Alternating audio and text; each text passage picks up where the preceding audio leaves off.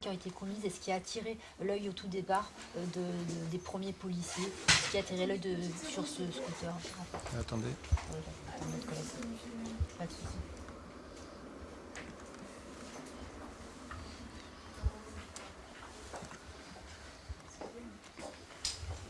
Oui.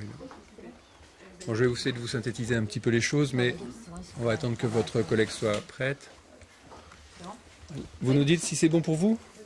Oui.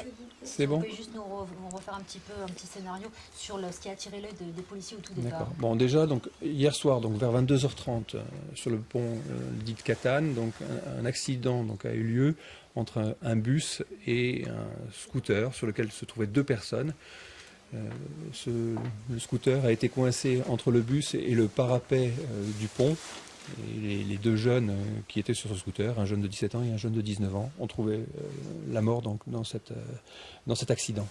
Il se trouve que ce scooter avait été repéré, et ses passagers avaient été repérés quelques dizaines de minutes plus tôt par plusieurs véhicules de police qui avaient eu leur attention attirée par le fait que ce scooter circulait de nuit, sans feu, sans plaque d'immatriculation, donc il était, comme disent les policiers, déplaqué.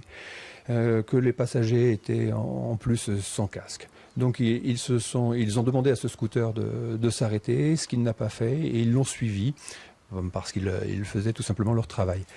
Ils le suivaient à distance, donc ils ne l'ont pas collé, et surtout il n'y a pas eu de choc entre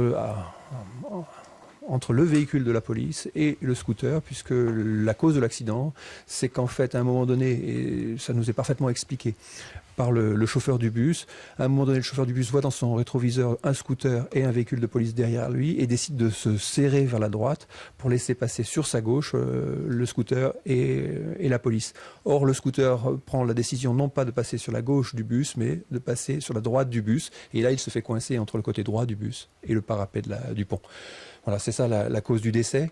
Les policiers étaient derrière, mais pas immédiatement derrière, et la vitesse d'ailleurs était relativement raisonnable. Voilà ce que l'on sait pour l'instant.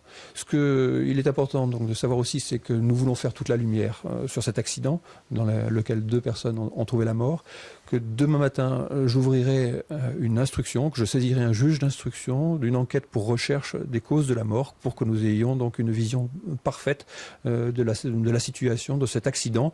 Je lance aussi un appel à témoins parce qu'il y a des gens qui ont peut-être vu des choses, il y a peut-être des gens qui ont filmé des choses, aujourd'hui c'est fort possible, et donc qu'ils se signalent, qu'ils appellent la police, qu'ils se rendent au commissariat et qu'ils nous aident à mieux savoir ce qui s'est exactement passé, même si on sait déjà de façon claire, nette et précise les circonstances, les causes de l'accident. Hein, c'est ce bus qui a tourné sur la droite et qui a pris donc entre lui et le parapet, donc le scooter avec les deux jeunes. Donc aujourd'hui, vous faites bien le lien avec les tensions, les échauffourées survenues quelques heures plus tard dans le quartier Mistral. Alors cet accident a eu lieu à proximité du quartier Mistral. Les jeunes sont issus de ce quartier. Le scooter qui a été suivi par les policiers sortait de ce quartier. Et donc, quand les policiers sont intervenus juste après l'accident, il y a eu vite donc des tensions donc avec des jeunes qui sont arrivés sur les lieux et qui ont pris à partie les policiers qui faisaient leur travail, qui appelaient les services de secours et qui faisaient leur travail donc de constatation.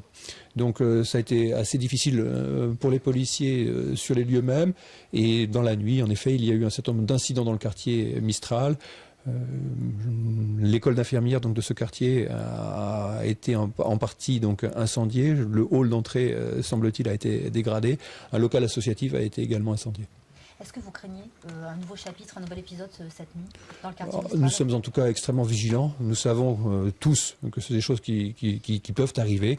Voilà, j'ai tenu donc à recevoir la famille pendant plus d'une heure avec Madame la directrice de la sécurité publique avant de vous voir vous, pour qu'ils apprennent par moi-même, par nous-mêmes, ce qu'il en était, donc de ce que l'on connaissait donc de l'accident aujourd'hui, et qu'ils ne l'apprennent pas par les médias et qu'ils l'apprennent de la meilleure source possible. Merci beaucoup. Merci.